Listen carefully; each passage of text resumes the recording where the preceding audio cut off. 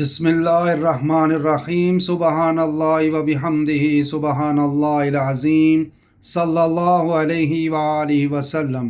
ناظرین کرام السلام علیکم۔ صرافہ بازار کی گلیاں ہمیشہ کی طرح چمک دمک سے بھری ہوئی تھیں۔ سونے چاندی کے زیورات کی جھلک روشنی میں ایسی چمکتی تھی جیسے آسمان پر ستارے۔ انہی دکانوں کے درمیان ایک چھوٹی سی دکان تھی جس پر ایک سادہ مزاج سنار برسوں سے محنت کر کے اپنی زندگی کا پہیہ چلا رہا تھا۔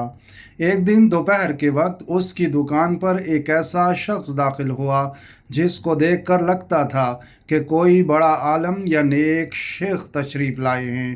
اس نے نفیس کپڑے پہنے ہوئے تھے، سر پر سفید عمامہ، ہاتھ میں تسبیح اور چہرے پر ایسی سنجیدگی کہ دیکھنے والا فوراً متاثر ہو جائے۔ سنار نے اپنے دل میں کہا کہ آج میری دکان واقعی خوش قسمت ہو گئی ہے۔ وہ نورانی چہرہ رکھنے والا شخص کرسی پر بیٹھا اور نرمی سے بات کرتے ہوئے بولا کہ آج آپ سے اچھی خاصی خریداری کروں گا، لیکن پہلے وہ ایک نیک کام کے لیے آیا ہے۔ اس نے کہا کہ وہ مسجد کی تعمیر کے لیے چندہ اکٹھا کر رہا ہے اور چاہتا ہے کہ سنار بھی اس کار خیر میں اپنا حصہ ڈالے۔ سنار دل ہی دل میں خوش ہوا کہ کیسا مبارک موقع ہے۔ اس نے فوراً جیب سے کچھ سکے نکالے اور شیخ کے ہاتھ پر رکھ دیے۔ ابھی یہ منظر جاری تھا کہ اچانک ایک باپردہ لڑکی اندر داخل ہوئی۔ وہ سیدھی اس شیخ کی طرف بڑھی، اس کے ہاتھ ادب سے تھامے اور التجا کرنے لگی کہ حضرت میرے لیے اور میرے گھر والوں کے لیے دعا کر دیجئے۔ اس کی آواز میں ایسی عاجزی تھی کہ سنار کا دل مزید نرم ہو گیا۔ سنار نے حیرت سے کہا، حضور معاف کیجئے گا، میں آپ کو پہچان ہی نہیں سکا۔ لڑکی نے تیز لہجے میں کہا، تم کتنے بد نصیب ہو، تمہیں باہر کی کچھ خبر بھی ہے؟ تم جانتے بھی ہو یہ کون ہیں؟ یہ ہمارے علاقے کے سب سے بڑے شیخ ہیں جنہیں اللہ نے بے شمار دولت، علم اور عزت دی ہے۔ لوگ ان کی زیارت کے لیے دور دور سے آتے ہیں اور تمہیں ان کی پہچان ہی نہیں۔ یہ سن کر سنار کے دل پر شرمندگی چھا گئی۔ اس نے عاجزی سے معافی مانگی۔ شیخ نے مسکراتے ہوئے کہا کہ کوئی بات نہیں، انسان سے غلطی ہو جانا کوئی تعجب کی بات نہیں۔ اللہ تعالیٰ اسی کو پسند کرتا ہے جو اپنی خطا پر نادم ہو جائے۔ پھر شیخ کا لبادہ اوڑھے اس چور نے اپنی جیب سے ایک رومال نکال کر دکاندار کو دیا اور کہا کہ یہ رومال 7 دن تک اپنے چہرے پر پھیرتے رہنا، اس کے بعد دیکھنا تمہاری دکان کیسے دن دگنی رات چگنی ترقی کرے گی، تمہارے رزق میں کیسی برکت آئے گی۔ سنار نے ادب کے ساتھ رومال لیا، اسے آنکھوں سے لگایا اور چہرے پر پھیرا۔ اگلے لمحے وہ زمین پر گر پڑا اور بے ہوش ہو گیا۔ شیخ اور اس کی ساتھی لڑکی نے موقع غنیمت جانا اور پوری دکان سمیٹ کر غائب ہو گئے۔ وقت گزرتا گیا، کئی سال بیت گئے اور سنار نے آہستہ آہستہ اپنا نقصان بھلا دیا، مگر 5ویں سال ایک عجیب منظر اس کی دکان پر ہوا۔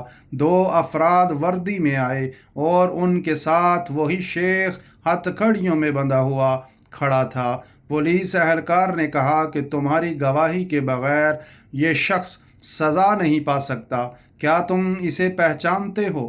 سنار نے تڑپ کر کہا، کیوں نہیں، یہ تو وہی دھوکے باز ہے جس نے مجھے بے ہوش کر کے میری محنت کی کمائی لوٹی تھی۔ اہلکار نے کہا کہ بہت اچھا، اب یہ اپنی حرکت دہرا کر دکھائے گا تاکہ ہم پورا طریقہ واردات قاضی کے سامنے لے جا سکیں۔ شیخ نے وہی مکالمے اور وہی انداز پھر سے دہرانا شروع کیا۔ پولیس والے نے جیب سے رومال نکالا اور شیخ کو دیا۔ اس نے سنار کے ہاتھ میں تھماتے ہوئے کہا کہ اسے چہرے پر پھیر لو جیسے اس دن کیا تھا۔ سنار نے سادہ لوہی سے وہی کیا اور دوبارہ زمین پر گر پڑا۔ اصل حقیقت یہ تھی کہ وردی والے بھی انہی چوروں کے ساتھی تھے۔ وہ سب وردی پہن کر آئے تھے تاکہ ایک بار لوٹ مار کر سکیں اور وہ اپنے مقصد میں کامیاب ہو گئے۔ ناظرین کرام، یہ کہانی ایک چھوٹے سنار کی نہیں بلکہ پوری قوم کی کہانی ہے۔ ہمارے ملک میں بھی ہر 5 سال بعد کچھ لوگ نئے لباس اور نئے وعدوں کے ساتھ آتے ہیں۔ وہ ہمیں یقین دلاتے ہیں کہ سب کچھ بدل جائے گا، ہم خوش فہمی میں آ کر ان کی باتوں پر اعتبار کر لیتے ہیں، ہم پرانے دھوکے بھول جاتے ہیں اور نیا رومال اپنے چہروں پر پھیر لیتے ہیں۔ نتیجہ یہ نکلتا ہے کہ ہم پھر سے بے ہوش ہو جاتے ہیں اور وہی لوگ ہماری دولت، عزت اور مستقبل لوٹ لیتے ہیں۔ اس بار تو ہمارے ساتھ پہلے سے بھی بدتر ہوا۔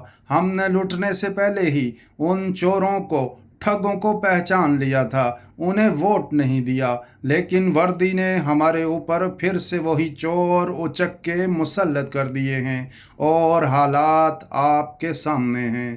اللہ کریم آپ سب کو برکت اور عافیت عطا فرمائے، آمین یا رب العالمین۔ جزاک اللہ خیر۔